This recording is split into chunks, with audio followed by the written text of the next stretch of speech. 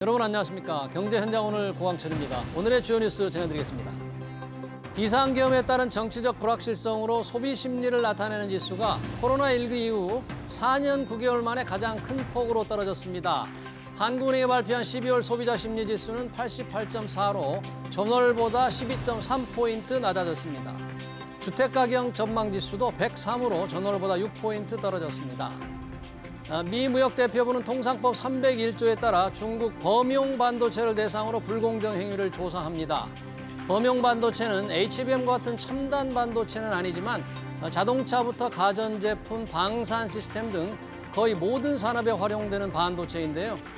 무역대표부는 중국이 시장을 장악하기 위해서 광범위하게 불공정하고 비시장적 수단을 동원했다고 지적했습니다. 네, 우리나라가 사상 처음으로 초고령 사회로 들어갔습니다.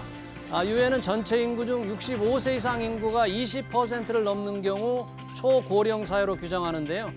지난 23일 기준 우리나라의 65세 이상 인구는 1024만 4,550명으로 전체 인구 5,122만 1,286명의 20%를 넘어섰습니다. 정부는 소상공인들 돕기에 은행권이 내년에 7천억 원 정도를 내놓는 소상공인 금융지원 방안을 발표했습니다. 이 돈으로 약 25만 명의 소상공인이 빌린 대출 14조 원에 대해 이자 부담을 줄여주겠다는 겁니다.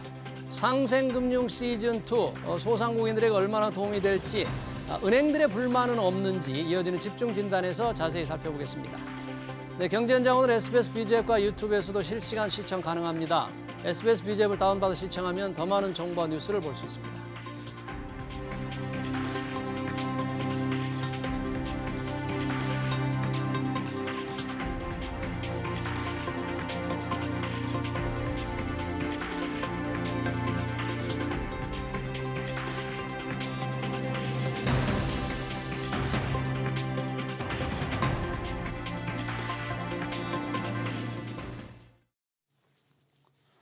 네, 연말과 크리스마스 분위기를 즐기기 위한 시민과 관광객들을 분배할 서울 명동거리 요즘 참 한산합니다.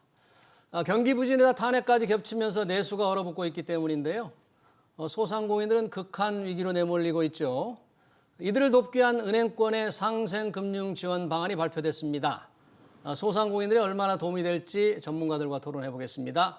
이정환 한양대 경제금융대학 교수, 차남수 소상공인연합회 정책본부장 나오셨습니다. 어서 오세요. 반갑습니다.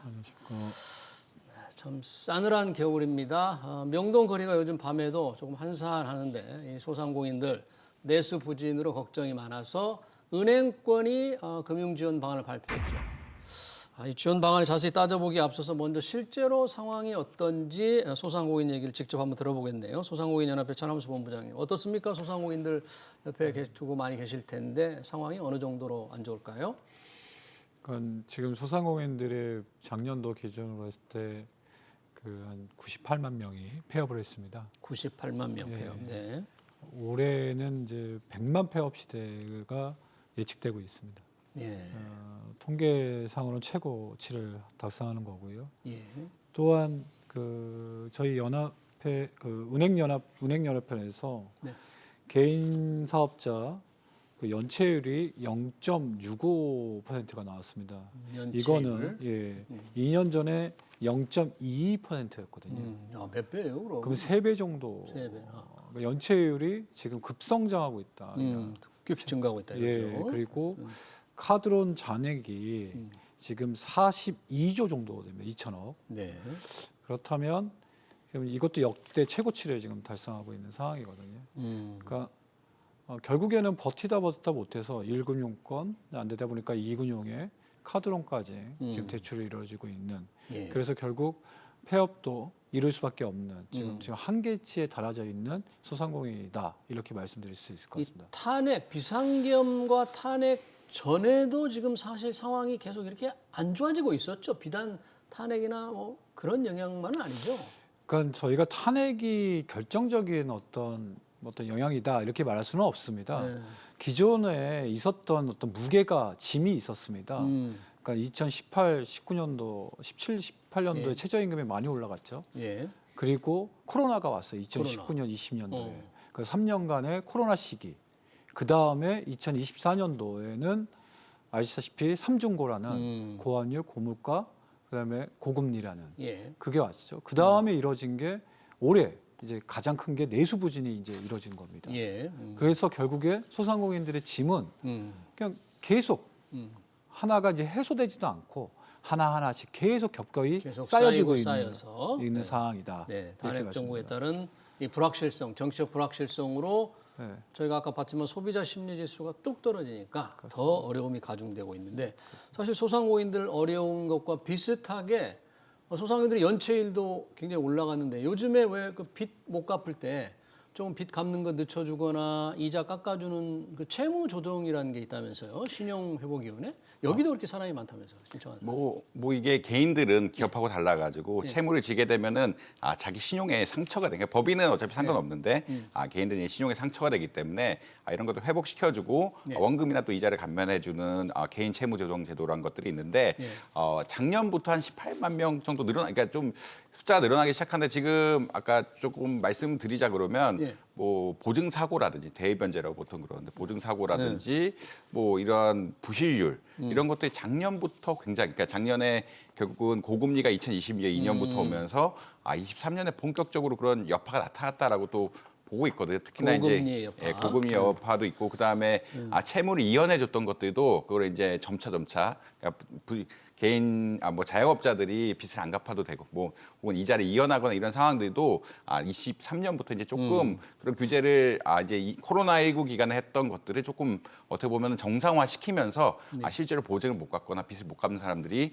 굉장히 많이 늘어났다라고 이야기를 하고 있습니다. 그래서 작년에 뭐 보증 사고 같은 경우에 뭐 한 3%대 나오고 지금 올해는 거의 5%대까지 난다라고 지금 이야기를 하고 있는데 전체 어떻게 보면 보증해준 것들 중에 자영업자들에 대해서는 그 정도까지 올라가고 있다라고 보시면 될 것 같고 이런 것들이 반영이 돼가지고 결국은 개인 채무에 대해서 어떻게 보면 그러니까 신용 회복을 하는 이런 지원자들이 뭐 작년에도 한 18만 명 가량 올해는 그거보다 조금 더 넘을 거다라는 그런 이야기들이 나오고 있습니다. 근데 그 전에는 한 13만 명, 12만 명 수준이었거든요. 이것들이 갑자기 확 늘어나기 시작하면서 23년 하반기를 기점으로 굉장히 빠르게 그리고 많이 늘어나고 있고 이것들이 코로나19 아까 뭐 본부장님 말씀하신 것처럼 코로나19 기간에 빚이 많아졌는데 이제 빚을 못 갚게 되고 고금리도 오고 인플레이션 상황 같은 것들이 겹치면서 실제로 못 갚는 상황들이 23년 말부터 실현화되는 것들이 아니냐라는 의견들이 많이 나오고 있다라고 보시면 될 것 같습니다. 두 분 말 들어보니까 우리가 뭐 줄폐업이다 이렇게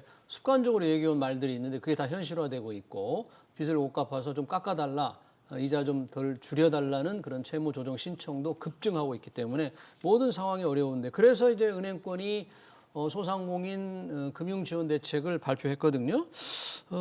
발표만으로 보면 한 해 7천억 원 정도를 은행이 내는 것 같은데 이게 본부장 이게 지난해 7월 달에도 상생금융 지원 대책이 나왔잖아요. 네. 이번에 발표된 게 그때와 이렇게 비교해서 좀 본다면 어떤 게 좀 특징인가요, 이번엔? 그러니까 그거는 보다 구체화시켰다라고 보시면 되는데 기존에는 그러니까 금융지원 3종 세트에서 보시면 이제 저금리 대출 자금을 한 추가적으로 한 2천억 규모를 추가 공급합니다. 그게 이번에 새로 나온 거고요. 그 다음에 27년까지 한 8조 원을 확대 공급합니다. 지역신보에서. 그다음에 신용보증기금. 지역신용보증기금이고요. 그다음에 기술보증에서도 한 2조 원 정도의 또 신규로 공급할 예정입니다. 이게 이제 새롭게 나와 있는 이제 추가 대책이고요.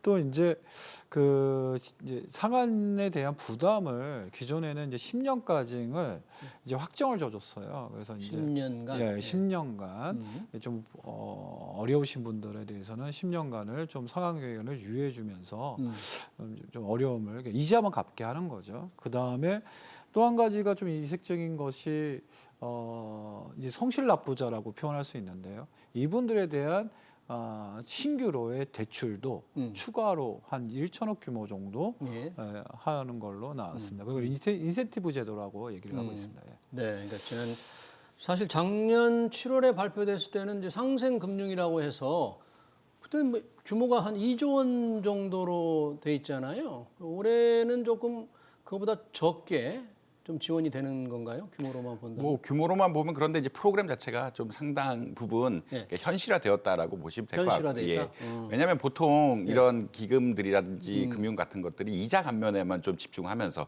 혹은 원금이 조금 손해를 보게 된다. 원금 감면까지 어떻게 보긴 하겠지만 그런 금융적인 차원에서의 논의만 되어 왔던 거거든요. 근데 이제 폐업자에 대한 뭐 장기 분할 상환이라든지 네. 아니면 사실 지금 얘기가 나오고 있는 것을 보면은 어떻게 보자라면 내년에 이제 위험할 것 같으면 미리 신청을 해서 이자 감면 같은 것들 실제로 부실이 나진 않았지만 연체자가 좀, 아닌데 연체자가 미리 아닌데 좀 깎아달라.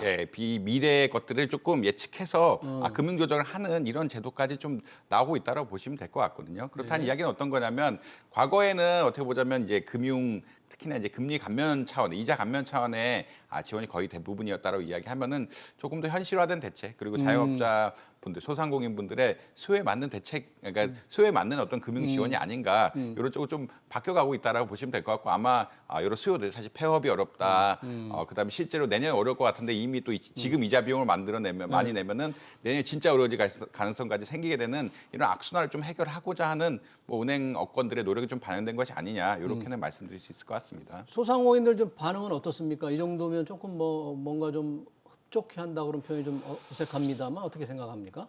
뭐 일단은 지금 어려움을 그래도 조금이라도 감내할 수 있는 대책이라고 볼 수 있고요. 예. 그냥 뭐 그냥 단순하게 이야기하면 기존에는 한 100만 원 정도의 뭐 돈을 금융 비용으로 나간다 하면 지금 이제 장기로 한 10년짜리로 가면 예를 들면 5년짜리였다가 이게 10년으로 가면 한 반 이제 디스카운트라 할까 유예를 해준 거잖아요. 그러니까 뭐 디스카운트라고 표현할 수는 없고 여하튼 비용 지금 당장 나갈 수 있는 비용을 부담을 좀 완화준 거죠. 완화해 줬다면 쉽게 얘기하면 100만 원 내는 거를 50만 원이라고 생각하면 되고 50만 원 내는 거를 한 25만 원으로 좀 낮춰줬다. 예. 이렇게 생각하면 이거는 즉각적으로는 도움이 되지만 예. 그래도 이제 사실 우리가 아까도 지금 제가 막 카드론 대출이라든지 카드론, 여신 쪽 얘기를 좀 그다음에 저축은행 예. 이런 쪽도 포함이 되어야만 완성도가 높다라는 말씀 꼭 드리고 싶습니다. 이번에 뭐 저축은행은 포함이 안 된 금 저축은행 여신은 그러니까 1금융권에서 중심으로 하는 1금융권만. 거고 카드론은 아예 빠졌고 카드론. 그러니까 그런 부분들이 같이 이렇게 종합적으로 이루어졌을 때 효과는 극대화될 수 있다. 사실 돈을 빌린 분들은 은행 이자는 그래도 좀 낮은 편이에요. 더 고통스러운 거는 카드론, 이금융권 이자가 사실 더 고통스럽거든요. 그렇습니다. 이금융권들은 또 아무래도 이익을 많이 못 내서 정부가 강요를 좀 못한 느낌도 좀 드는데. 저축은행 지금 부실률들이 굉장히 높거든요. 사실 자기들이 좀 어렵군요. 그러니까 예. PF 대출 같은 것도 일단 안 돼. 그러니까 PF 대출이 안 되는 게 하나고 PF 대출이 어려웠던 것들이 이제 부실이 나면서 지금 부실 채권 비율이 10% 넘어갔. 이 정도는 굉장히 높은 수치이기 때문에 저축은행들에서 상생금융을 강조하기 사실은 아직 까딱 잘못하면은 저축은행권들은 몇몇 업체들. 그러니까 이제 저축은행마다 뭐 부동산 담보대출 많이 하는 데가 있고. 그다음에 뭐 운송대출, 그러니까 약간 각각 특색들이 있는데 몇몇 업체들은 이제 부동산 담보대출에 대한 노출도 같은 것도 굉장히 높아가지고 지금 뭐 부실채권 비율 같은 것도 높아지고 사실 최근에 예금보험공사에서 지금 그 예금자 보호를 1억 한도로 늘리겠다라고 이야기를 했는데 사실은 저축은행이 어려워서 좀 유예를 한 거라고 보시면 될 거예요. 아, 그래요? 예, 왜냐하면 1억 한도로 늘리면은 저축은행 보험료는 훨씬 많이 올라가게 되는데 지금 상황상 저축은행이 약간 자기 BIS 비율도 맞추기가 좀 어려운 상황들이라 말씀 듣고 보니까 소상인들의 저축은행에 지고 있는 이자 부담은 큰데 저축은행도 소상공인들처럼 도움을 받아야 할 형편인 것 같네요. 예, 조금 소상공인들 지원해야 될 게 아니고 자기들도 지금 어려운 사정이니까 은행이 이자 많이 내니까 은행이 돈 많이 버니까 은행들을 조금 요구를 한 것 같아요. 이번 대책에 이 폐업자들에 대한 폐업을 계획하는 분들에 대한 이자 조정, 저금리 대책이 들어가 있더라고요. 사실은 폐업을 하고 싶어도 빌린 돈의 이자 부담이 무서워서 폐업을 못한다는 불만이 많았지 않습니까? 이번 대책 내용은 어떻게 보십니까? 폐업자들에게 좀 도움이 될까요? 그러니까 아까 말씀한 대로 이렇게 폐업하신 분들이 어떻게 보면은 일시 상환에 대한 부담이 있지 않겠습니까? 그렇죠. 사업을 유지하면 아까 말한 대로 뭐 2년이든 아니 3년이든 5년이든 뭐 이렇게 좀 유예할 수가 있는 시간을 주었어요. 은행권보다 자율 상향 생생을 통해서 그랬는데 이게 폐업을 하면 그 자유상생이 끊어지는 겁니다. 그랬을 경우에는 일실납으로 해야 할 부분들이 있잖아요. 이 부분들에 대한 대책이 나왔기 때문에 그 부분은 효과적일 것이고 당연히 완전히 최악으로 가는 거를 조금으로도 그 폐업한 소상공인들에게는 도움이 될 수 있는 정책이라고 판단할 수 있습니다. 네, 이제 폐업을 하면 바로 다 빚을 다 갚아야 되는데 이제 나눠 갚을 수 있게 폐업을 계획하는 분들 그러면 폐업만 하는 것으로 이 정도 부담을 줄여줬기 때문에 폐업의 부담은 좀 줄었는데 뭐 폐업한 이후에 그 사람들은 뭐 어떻게 하는 거죠? 뭐 저 최근에 이제 포럼을 하나 다녀왔는데 이 소상공인진흥공단하고 이제 폴리텍 대학이라는 우리나라 어떤 전문 기술을 가르쳐주는 그 교육 전문기관이라고 할 수가 있는데 그쪽에서 하는 그 포럼에서 하는 주제는 결국은 이런 소상공인의 영업 역시 부가가치가 높은 쪽으로 가야 되고 부가가치가 높은 쪽으로 가려 그러면 결국 기술이라든지 이런 것도 좀 결합돼야 되는 것이 아니냐. 그래서 폴리텍 대학 같은 데서 지원을 해주고 컨설팅을 좀 해주겠다라는 그러니까 소상공인진흥공단 자체에서도 지금의 어떻게 보면 저부가가치 소상공인 자영업자 체제로는 조금 어려운 게 아니냐라는 고민을 가지고 있고 이에 따라서 폐업하신 분이라든지 폐업을 고민하고 있는 분이라든지 이런 기술 교육이라든지 아니면 자기가 하고 있는 자영업의 부가가치 높일 수 있는 방법들을 계속 기술 지원을 해주겠다라는 논의로 가고 있거든요. 그러니까 이제 이 약간의 패러다임이 좀 바뀌고 그러니까 예전에는 사실 자율에 맡겨서 청년 창업 같은 것도 굉장히 적극적으로 지원하고 이랬는데 사실 청년 창업 같은 경우는 좀 어렵거든요. 왜냐하면 그러니까 갓 대학 졸업하신 분들이 청년 창업을 한다는 건 사회에 대한 어떠한 전반적인 메커니즘이 좀 어렵고 그다음에 개인의 휴먼 역량, 그러니까 인적 역량이 좀 부족하기 때문에 이런 것들 좀 채워가면서 기술도 갖고 그다음에 부가가치도 넓히고 그다음에 흔히 말하는 소상공인의 다변화를 이렇게 다각적으로 좀 취하는 교육들이 계속 들어가고 있다. 그 정부나 이제 진흥공단 이런 데의 방향 역시 그쪽으로 많이 가고 있다라고 아마 이해하시면 될 것 같습니다. 소상공인들이 뭔가 이제 폐업을 하더라도 뭔가 새로운 분야 기술을 또 익히거나 부가가치 높은 쪽으로 조금 이렇게 전환을 해서 새로운 이제 소득 창출을 할 수 있도록 해야 되는데 그게 이제 말처럼 쉬운 건 아니지 않습니까? 근데 우리나라 소상공인이 어려운 이유가 본부장은 이 경기도 나빠서 조금 어렵지만 기본적으로 우리나라에는 소상공인들이 너무 많아서 이른바 과당 경쟁이다. 그래서 소상공인들 수가 기본적으로 많은 이 문제는 좀 어떻게 보십니까? 정말 우리가 다른 나라에 비해서는 좀 많은 거죠? 저희가 뭐 자영업자 통계로 봤을 때 우리가 소상공인 통계는 전 세계적으로 통영 범용되는 게 아니라 봤을 때 한 6일에 7위 정도 합니다. 근데 사실은 뭐 점점 저희 그 전에까지는 20% 이상을 차지하다가 올해 들어서는 20% 이내로 들어오기는 했습니다. 전체 취업자 중에서 자영업자가 20% 이내로 들어오긴 했지만 그럼에도 불구하고 OECD 평균을 따지면 높은 층에 끼는 건 사실입니다. 그러면 과연 이분들에 대한 그런 어떤 구조조정이라는 이야기가 결국 자연스럽게 이루어졌을 때 이루어질 수 있는 거고 사실 이 사람들이 구조조정했을 때 아까도 사전에 얘기했지만 갈 곳이 없습니다. 어디로 가서 이거 사업 그만두고 그렇습니다. 예전에는 제조업이라도 있어서 공장에라도 들어가면 되지. 또는 뭐 이런 말도 있었어요. 흔한 말도 공사판 가면 되겠지. 뭐 지금은 그런 데도 건설 경기라든지 제조업 경기가 그렇게 좋은 게 아니지 않습니까? 그들이 갈 곳이 없습니다. 그래서 이렇게 인위적으로 이루어진 것이 아니라 이들이 조금씩 자연스럽게 그들이 그 레드오션이 블루오션으로 갈 수 있도록 그리고 그들이 아까 교수님이 말씀하신 대로 좀 더 그 취업할 수 있도록 그러면 취업할 수 있는 공간은 어디일까 그거에 대한 그 실질적인 좀 조사와 교육이 좀 함께 이루어져서 브릿지 역할을 하는 게 정책적으로 이루어져야지 되는 거지. 그냥 인위적으로 만약에 수가 조정이 너무 된다. 많다, 줄여야 된다 이런 건 안 되는 거예요. 그랬을 경우에는 국가의 재정적 비용, 저는 천문학적이라고 생각을 합니다. 갈 곳이 없으면 그들이 갈 곳은 오직 한 곳입니다. 그냥 사회적 취약계층이나. 취약계층으로 그리고 해서. 우리가 이들이 꼭 우리 사회에서 논하지 않는 부분이 하나 있는데 그냥 가난한 사람으로 빠지는 게 아니라요. 그들이 갈 수 있는 곳이 뭐 이거는 연구 결과에도 있는데 범죄자로 갈 수 있는 경향이 있습니다. 그런 위험성이 있다. 그럼요. 그렇기 때문에 이런 부분들을 사회가 사전적으로 통제하면서 관리하지 않는다면 사회에는 엄청난 리스크로 올 수 있다. 이 얘기는 꼭 드리고 싶습니다. 그러니까요. 이제 절대 수가 많아서 과잉 경제의 문제는 있지만 그렇다고 해서 인위적으로 구조조정한다는 거는 뭐 교과서에서나 나오는 얘기지 그분들의 새로운 전업을 할 수 있다거나 부가가치 높은 쪽으로 이전하는 걸 좀 도울 수 있는 정책적인 노력. 정부도 사실 그런 말을 많이 하고 일부 부분적으로는 이루어지지만 늘 보면 성과가 없어요. 그래서 항상 자영업 대책 나오고 경기 어려워지면 또 자영업 대책 내놓고 계속 반복되는 거 아니겠어요?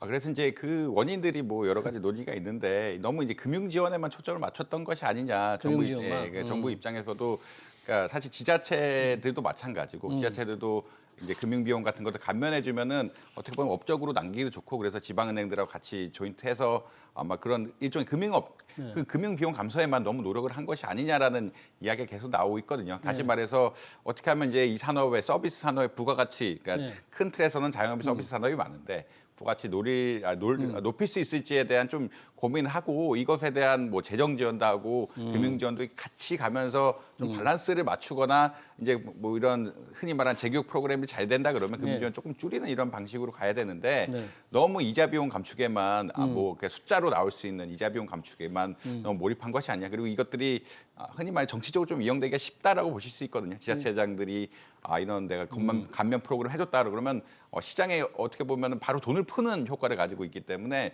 좀 지나치게 이용한 것이 아니냐. 그래서 좀 비판적으로 바라볼 필요가 있다라고 아마 이해하시면 될 것 같습니다.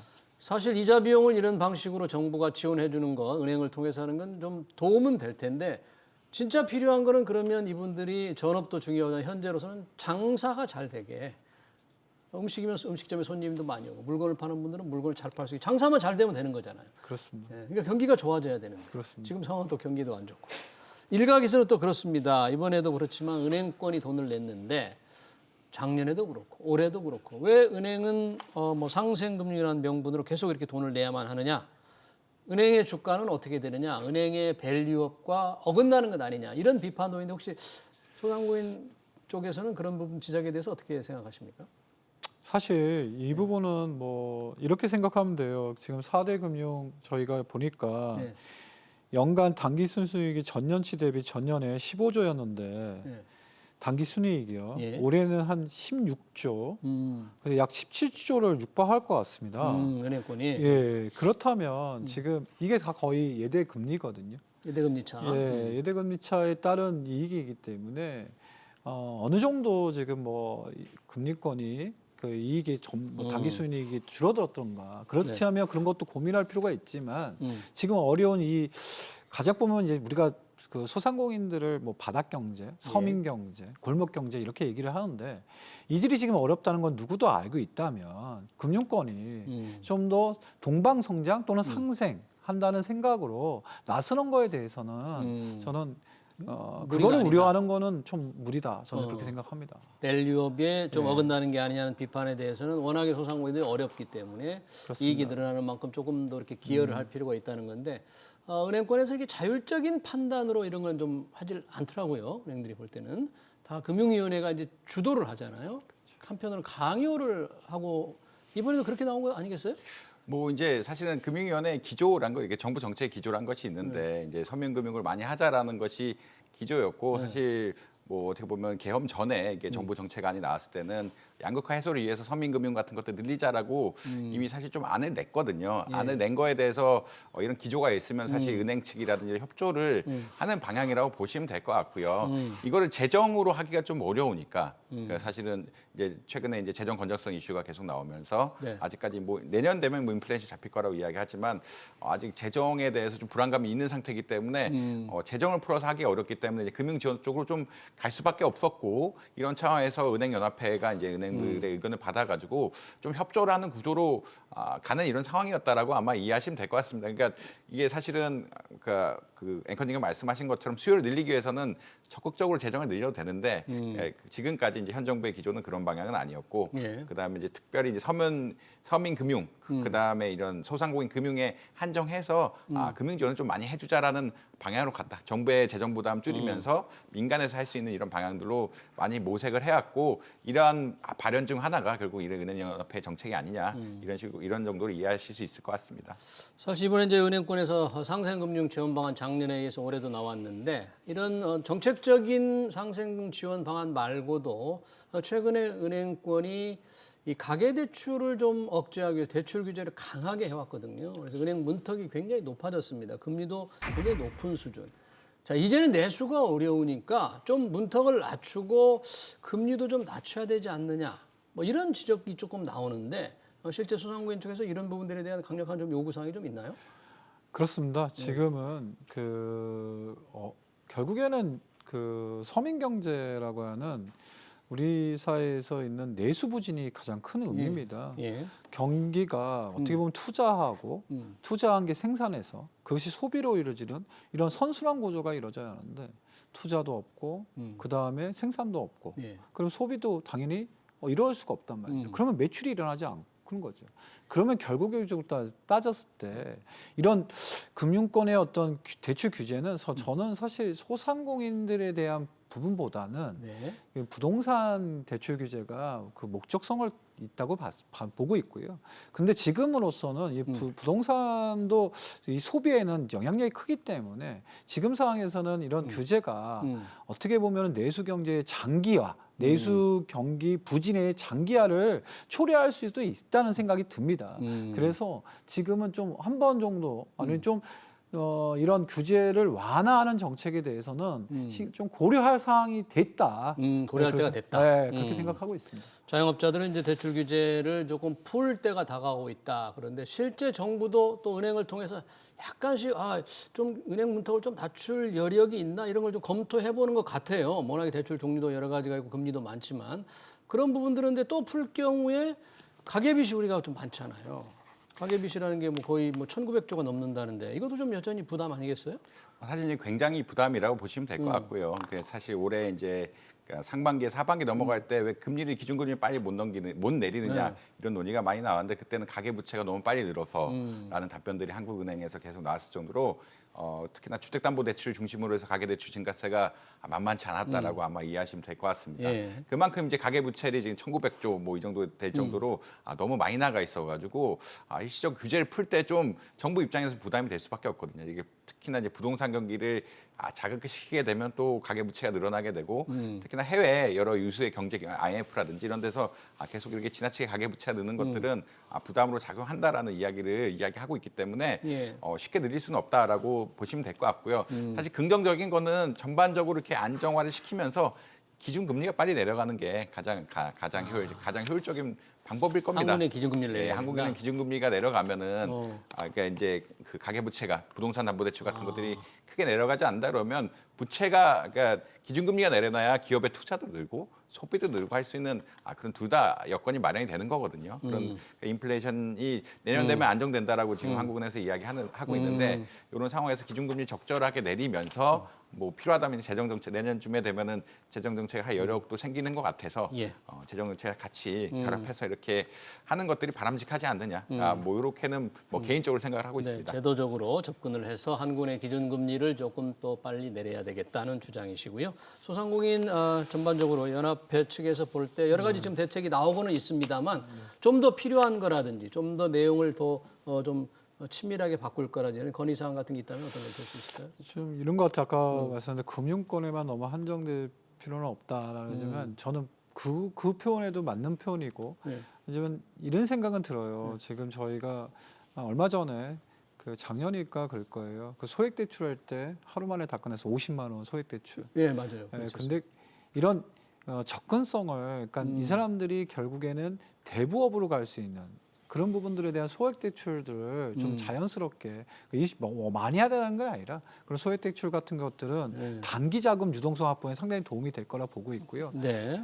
또 한 가지 더 얘기한다면 이들이 이제 고비용 구조들이 있습니다. 그렇죠. 소상공인들이 갖고 있는 원래적으로 서비스 경쟁력 아까 말씀 주셨는데 서비스 경쟁력을 하려면 고용이 돼야 돼요. 네. 근데 최저임금이 엄청 올랐지 않습니까? 급진적으로 올랐는데 2018년도, 예, 27년도 그렇죠. 계속 올랐기 때문에 이분들에 대한 고용 안정 유지금이라든지 이런 제도도 불허하고 그냥 공과금도 너무 올랐어요. 공과금도 좀 한시적 동결이라든지 그리고 또 하나 더 마지막으로 보면 내수가 활성화하기 위해서는 일단 이 사람들이 들어와야 돼요. 고객들이 들어와야 돼요. 그러면 고객이 들어올 수 있는 정책이 필요한데 우리가 계속 주장하는 게 소득공제 있지 않습니까? 소비자의 소득공제를 좀 높여줘라. 그게 한 300만 원 정도 선인데요. 그걸 한 500만 원에서 600만 원 선까지 올려주고 공제율도 카드 공제율이 소상공인이 한 15% 정도 되거든요. 이거를 지금 정통시장에 40%로 지금 진행되고 그다음 한시적으로 80%까지 올라갔습니다.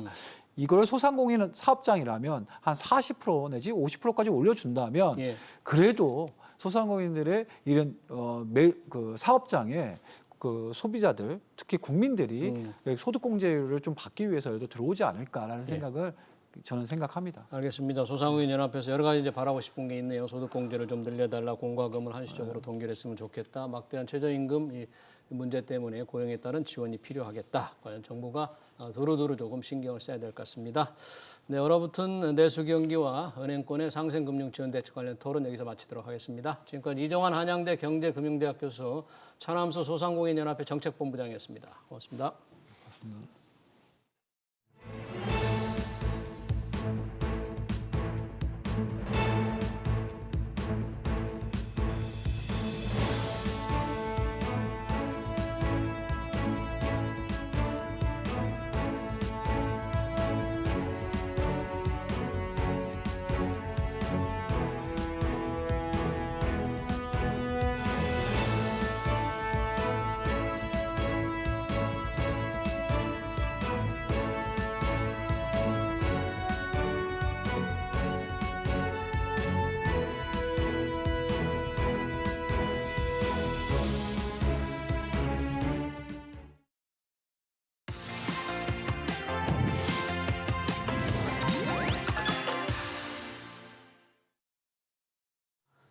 네, 대출 규제로 가라앉던 부동산 시장의 탄핵 정국으로 인한 불확실성까지 겹치면서 먹구름이 짙어지고 있습니다.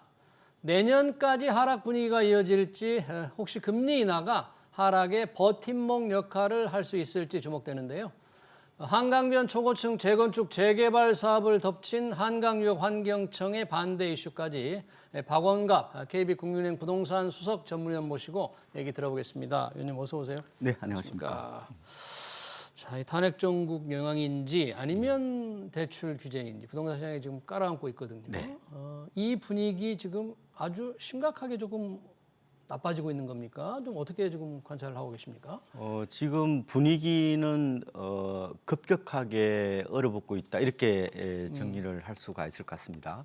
오늘 발표된 이제 한국은행 주택가격 전망 CSI 있지 않습니까? 소비자 동향 지수를 보면은 12월이요, 그러니까 103이거든요. 103. 이제 기준치가 100인데 예. 여전히 1년 뒤에 오른다고 생각하는 사람이 많다고 하지만 그게 이제 미미하다고 볼 수 있습니다. 지난 9월에 이게 119였습니다. 많이 떨어졌네요. 한 3개월 사이에 16포인트가 떨어졌다 이렇게 보시면 되고 예. 이게 작년 12월에는 이게 93이었거든요. 아예 100 이하로 떨어졌었는데 네. 그때에 비하면은 어쨌든 간에 단기간에는 확 떨어졌지만 온도로 보면 그때보다는 그렇게 나쁘지 않다 이렇게 볼 수 있을 것 같습니다. 그런데 이제 소비자들의 심리를 바라보는 여러 가지 이제 지표들이 있지 않습니까? 네. 저는 이제 거래량을 좀 더 눈여겨 보는데요. 거래량이요? 그러니까 네. 이런 얘기를 하지 않습니까? 네. 뭐 가격은 거래량에 뭐 그림자에 불과하다 이런 얘기를 할 정도인데 서울 지역이 좀 시세에 좀 민감한데요. 지난 7월에 아파트 거래 건수가 무려 9,200건이었습니다. 네.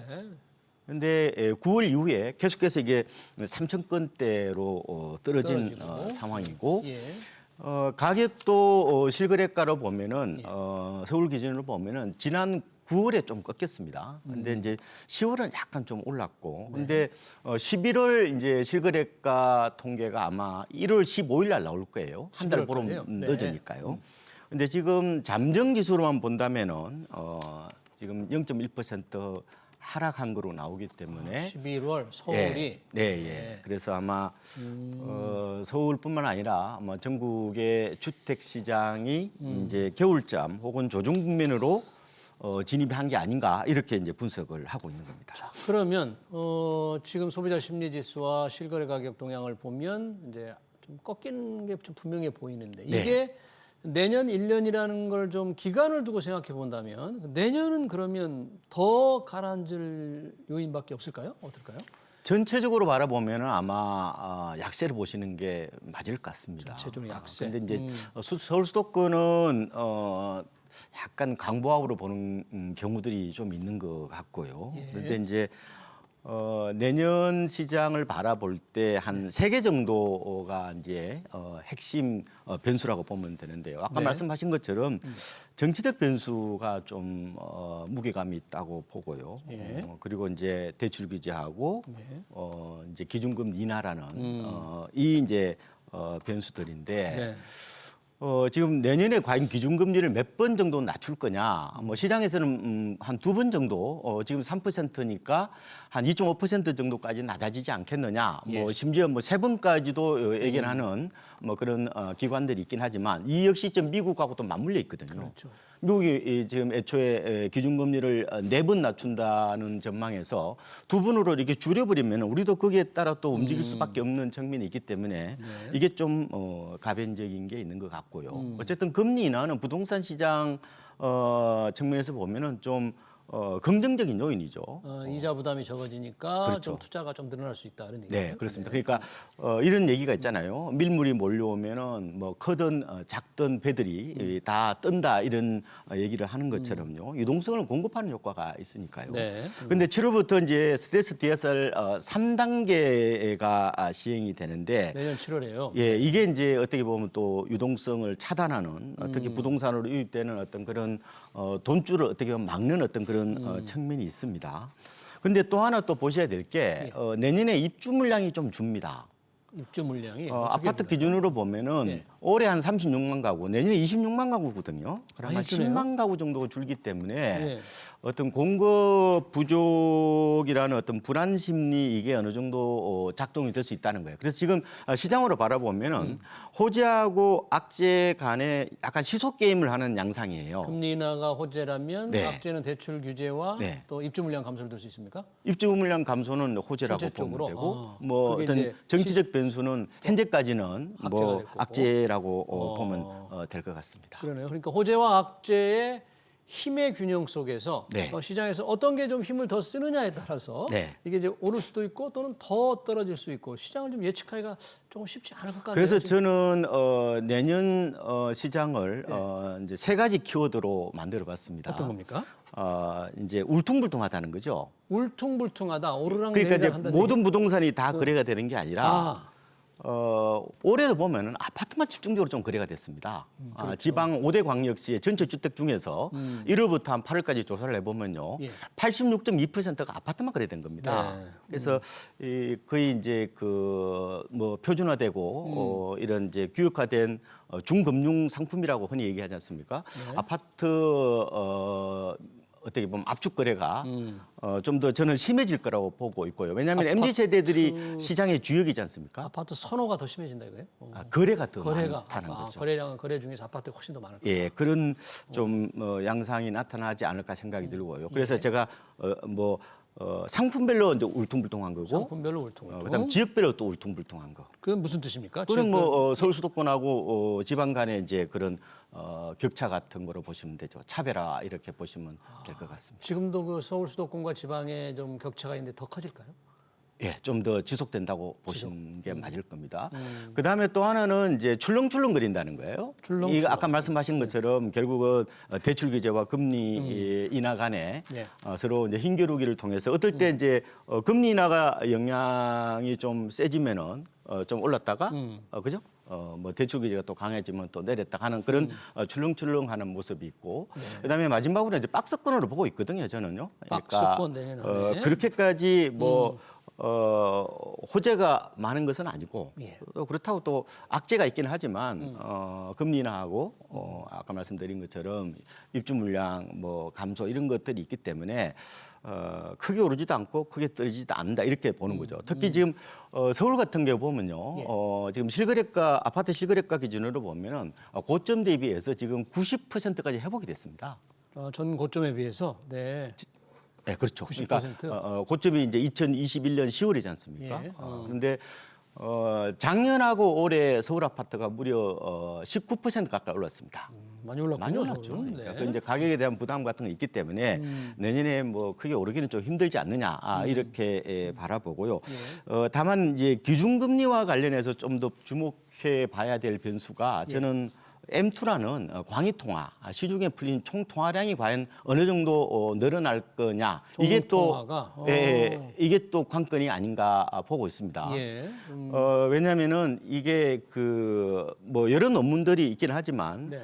대도시 아파트들은 M2에 좀 더 민감하다는 그런 보고서들이 좀 있습니다. 아, 총 통화 풀리는 양에 대도시 아파트 가격이 민감하다. 예, 그러니까 이제 기준금리가 낮아지면 당연히 통화량은 늘어나죠. 예. 그래서 우리가 한국은행의 지금 통계를 보면요.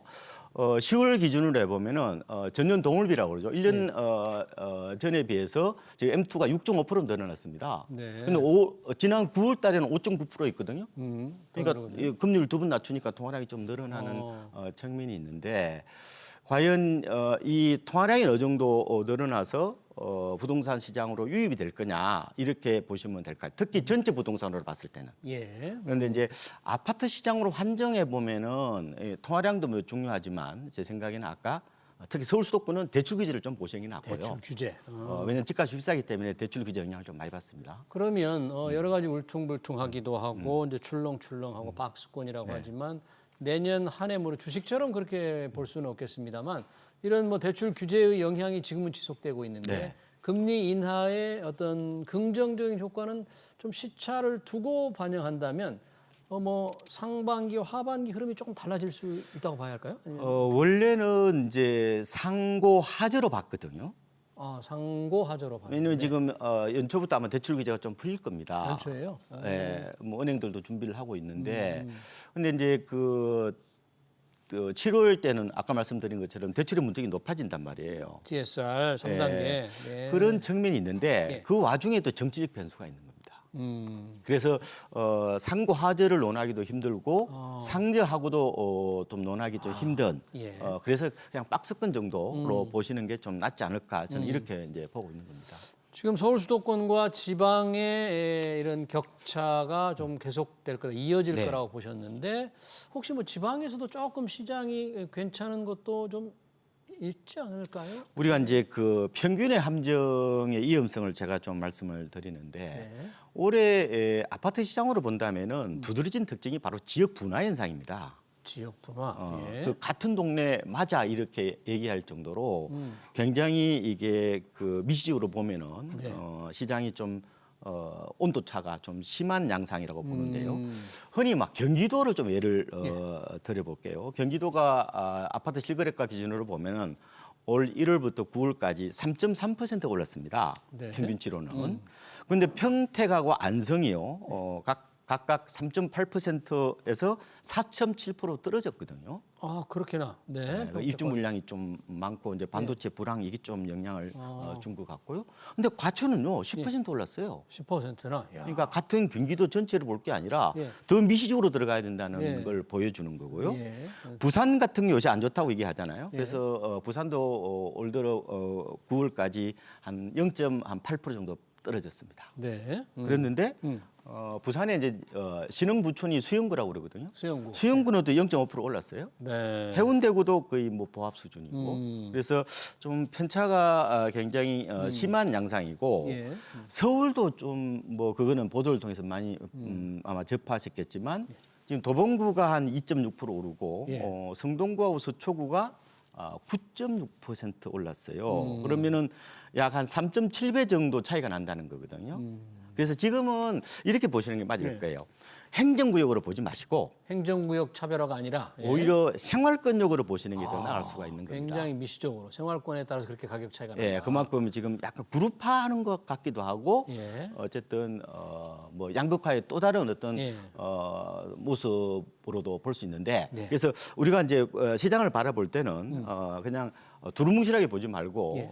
밀착형 돋보기를 가지고 봐야 된다. 뭐 이렇게도 좀 말씀드릴 수가 있겠습니다. 그러니까 지역 전체로 보면 서울 수도권 이렇게 두리뭉술하게 봐가지고는 가격 동향을 제대로 알 수가 없기 네, 예, 때문에 그렇습니다. 예. 돋보기로 꼼꼼하게 지역별로 좀 나눠서 볼 필요가 있다, 그런 얘기네요. 이 지금 여러 가지 공급 대책이 많이 나오고 있는데 네. 우리가 걱정하는 게 뭐 물론 탄핵 정국 여파도 있습니다만 이 시장의 변동성이 자꾸 크면 네. 지금 이 정부가 추진해온 재건축 재개발 규제 완화라든지 일기 신도시 이런 부분들 조금 차질이 빚어지지 않을까. 정부는 괜찮다. 네. 계속 정책을 계속 지속적으로 추진한다고 조금 안심을 시키고 있습니다만 혹시 좀 걱정하는 분들은 더 많은 것 같아요. 일기 신도시는 뭐 어차피 여야가 합의한 거잖아요. 네. 그래서 뭐 그거는 큰 흔들림 없이 뭐 진행이 될 수 있다고 저는 보고 있습니다. 그래서 지금 선도지구를 지정을 했잖아요. 그렇죠. 그러면서 선명성 경쟁 차원이라도 아마 시작은 할 겁니다. 그리고 여건도 조금 좋아졌어요. 금리가 낮아지잖아요. 금리가 떨어지니까. 그러면 좀 이자 비용도 줄고 예. 요 사이 또 분양가를 결정하는 건축비 오름세도 약간 주춤해졌습니다. 그러면 사업성이 좀 나아진다고 보면 되겠죠. 네. 근데 문제는 뭐냐면은 이게 이제 재건축 초과의 환수제에 따른 부담금 문제입니다. 부담금. 예, 이거 일기 신도시에서 여전히 적용이 되거든요. 음. 지금 강남도 안 된단 말이에요. 지금 이것 때문에. 그래서 지난번에 정부가 88 대책에서 이걸 폐지하겠다라고 얘기했는데 지금 국회 문턱을 못 넘고 있는 상황이거든요. 근데 재건축을 잘 보시면은 예. 이거는 기본적으로 시장 논리를 통한 주거 환경 개선 사업입니다. 일종의 재테크 사업이죠. 그러니까 이게 이제 지가의 우상향이라고 그러거든요. 이 기울기가 가파르다는 어떤 집단적인 믿음이 있어야 이게 개발이 되는 거지 않습니까? 진행이 빨리 되는데. 근데 지금 문화를 보면은 이 MZ 세대를 중심으로 신축 선호 현상이 올해 두드러졌지 않습니까? 네. 오죽하면 이제 얼죽신이라고 얼죽신, 그게 얼어두고도 유행어가 신축. 예, 그거 유행어가 될 정도인데 그래서 제 생각에는 뭐 사업성 그렇게 뭐 나쁜 건 아닌데 이런 이제 정책적인 어떤 그런 변수들이 여전히 지금 시장을 좀 짓누르고 있기 때문에 과거처럼 그렇게 활발하게 좀 진행되기는 어렵지 않느냐 이렇게 좀 바라보고 있고요. 네. 결국은 일기 이 신도시 재건축 문제도 수익성이잖아요. 결국은 이게 이제 땅값이 결정하는 겁니다. 예. 왜냐하면 건축비는 똑같잖아요. 그렇죠. 근데 결국은 이제 일반 분양을 통해서 사업비를 보전하는 구조인데 그러면은 땅값하고 얹어서 일반 소비자한테 팔아야 될 거잖아요. 네. 그러니까 분양가를 높게 받을 수 있는 곳이 결국 사업성이 이제 좋아지기 때문에 뭐 분당 같은 뭐 특수 지역들만 제 생각에는 좀 속도가 좀 나지 않을까 이렇게 생각을 해보고 있습니다. 그러면 여러 가지 지금 내년 부동산 시장 전망도 좀 해주셨고 재건축 재개발 사업에 대한 전망까지 해주셨는데 이런 상황에서 이제 내년에 자기 집을 마련하고 싶은 분들이 있잖아요. 네. 실수요자들. 그런 사람들은 좀 어떤 전략으로 조금 생각을 하고 있어야 될까요? 저는 일단은 내가 집을 꼭 사야 되는지 이유부터 스스로 좀 질문을 해볼 필요가 있는 것 네, 같아요. 꼭 사야 되느냐. 네. 그러니까 꼭 사야 된다고 생각을 하면요. 왜냐하면 요새는 내 집 마련이 필수가 아니라 오히려 주식이 필수인 시대로 바뀌었습니다. 지금 뭐 MZ 세대들을 보면 네, 그래요? 약간 내 집 마련이 약간 선택적 제어로 바뀐 것 같은데요. 그래요. 그런데 이제 내가 꼭 사야 된다고 생각하면은 저는 이제 3트랙이라고 얘기해요. 세 가지 트랙? 방법을 네. 하는데 일단은 급매물 쪽에 좀 보시는 게 좋아요. 그러니까 너무 타이밍을 재지 마시고 아까 고점이 2021년 10월이라고 그랬는데 네. 제 생각에는 서울 같은 경우는 고점 대비 한 15%에서 한 20% 정도 싼 거. 나머지 지역은 한 20% 이상 싼 매물을 중심으로 급매물을? 선별 매수를 하는 것도 나쁘지 않겠다는 생각이 들고요. 분양 쪽도 좋습니다. 분양. 다만 분양은 분양가를 좀 보셔야 돼요. 그러니까. 그래서 지금 지방에 지금 안 팔리는 이유는 미분양이 많은 이유는 분양가 때문에 그러거든요. 그래서 세집 프리미엄을 인정하더라도 주변 시세보다 10% 넘어서는 것은 좀 조심하시는 게 좋을 것 같고요. 그리고 요새 젊은 세대들이 돈이 없어요. 네. 그러면 아파트 분양받기도 어렵고 또 내 집 장만하기도 어렵잖아요. 네. 이 경우에 저는 오히려 경매나 공매를 활용해서 경공매. 오피스텔을 한번 낙찰 받아 보시라고 추천드리고 싶어요. 만약 2, 3억 그러네. 정도 아니면 1억도 있죠. 네. 지금 서울 같은 경우 낙찰가율이 보면 감정가 대비해서 한 80% 정도 됩니다. 그런데 이제 수도권 가면 70%뚝 떨어지거든요. 네. 그래서 그렇게 해서 일단 좀 살다가 나중에 뭐 분양을 받든지 아니면은 뭐 아파트를 사는 어떤 그런 일종의 징검다리로 오피스텔을 좀 활용해 보시는 것도 예. 괜찮겠다 이런 이제 제언을 드리고 싶습니다. 마지막으로 좀 짧게 답변만 네, 듣고 네. 싶은데요. 지금 반포, 압구정동, 성수, 네. 한강변 초고층 재건축 재개발 네. 사업이 추진 중에 있어요. 많이 진척이 되고 있는데 갑자기 한강유역 환경청, 한강청에서 뭔가 환경 문제, 덮개 네. 공원 문제 반대로 제동을 걸려고 하는데 네. 요거 문제가 될까요? 안 될까요? 좀 될 것 같아요. 될것 같아요? 이제 근본적으로 뭐냐면은 이 지금 올림픽 대결화 이 강북 강변도로가 있잖아요. 네. 그걸 이제 이게 덮기를 씌우는 겁니다. 네. 그래서 이제 보행교를 만드는 거죠. 그러면 한강 접근성도 좋은데 그래서 지금 오세훈 시장이 한강 르네상스 사업의 일환으로 이제 수변 공간 개발을 하고 있잖아요. 그런데 이제 여기에서 이제 제동이 걸린 겁니다. 그러니까요. 말씀하신 것처럼 한강청 입장에서는 화천 관리에 좀 문제가 있다. 문제가 있다. 이 올림픽대로는 이게 홍수 피해를 막기 위한 일종의 제방 시설인데 그걸 만약에 이게 그 덮어버리면은 관리상에 좀 문제가 생길 수가 있다. 국가 하천 용지인데 예. 이걸 특정 단지한테 제공하는 것은 약간 특혜가 아니냐. 뭐 그런 얘기도 하고 있고 지금도 토끼굴이 있거든요. 그걸 지금도 뭐 밑으로. 나들목 있으니까 그걸 이제 써도 된다 이런 얘기인데 어쨌든 외국 사례 같은 걸 보면은 네. 뭐 스페인 마드리드나 아니면 프랑스 보르도시 같은 경우는 이미 수변 개발을 해서 문화나 뭐 이런 생태공원으로 활용하고 있어요. 예. 그래서 그런 좋은 점도 있기 때문에 어쨌든 좀 더 양적인 합의를 해서 현명한 답을 좀 만들어야 되지 않느냐 네. 뭐 이런 생각을 해보고 있습니다. 그러나 현재로서 조금 지연될 가능성도 있겠다. 이런 네. 걱정을 좀 하시는 걸로 마감을 하겠습니다. 부동산 시장 동향과 전망 잘 들었습니다. 지금까지 박원갑 KB국민은행 부동산 수석 전문위원이었습니다. 위원님 고맙습니다.